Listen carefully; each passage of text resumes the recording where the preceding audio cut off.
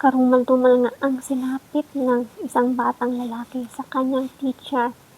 Dahil hindi lang siya nakagawa ng assignment ay sinampal ito ng teacher at kitang-kita pa sa CCTV ang pagsampal niya doon sa batang 6 years old na lalaki. Diba? So, hindi makatarungan ang ginawa ng isang teacher dahil lang sa hindi ito nakagawa ng assignment. Natakot, na nervyos masyado ang bata. Tapos, sinampal pa ng teacher and then kitang-kita nga sa CCTV ang pagsampal niya sa bata.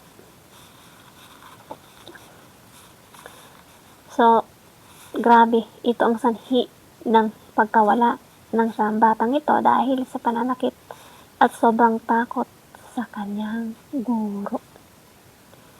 So, pag bata pa naman talaga, ay hindi pa naman yun sila masyadong sa pag-aaral. Kasi nga, nag-aaral pa lang sila ng mga bata pa sila, nag-i-enjoy pa sila sa pag-aaral. Hindi yung, kung hindi nakagawa ng assignment, ay grabe na ang gagawin hanggang sa sampalin pa mismo ito ng kanyang teacher. So, hindi makatarungan ang ganyang bagay.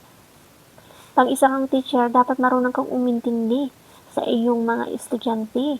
Hindi yung ikaw yung teacher, ikaw pa yung galit na galit. Kung hindi ka sinunod at hindi lamang nakagawa ng assignment, ay sasaktan mo na ang bata. So, hindi makatarungan ang ginawa ng teacher na to sa kanyang estudyante. At isipin mo, napakabata pa nung batang lalaki para danasin niya ang mga ganito sa kamay ng isang guro pa man din. Naturingan pa naman ng isang guro. Pero, ang ugali ay hindi dapat naging isang guro. Pwede mong pagsalihan ng estudyante. Kung may mali ito, kung hindi mo nakagawa ng assignment, wag mo lang itong pagbuhatan ng kamay at sasaktan, magkitang-kita ka sa CCTV. So, naway maparusahan ang mga ganitong mga teacher na abusado naman masyado sa kanilang mga trabaho. Kumot teacher sila. Oo, sinasabi nilang teacher nga sila, tagapagturo sila. Pero dapat isatama naman nila at huwag namang abusuhin. Diba?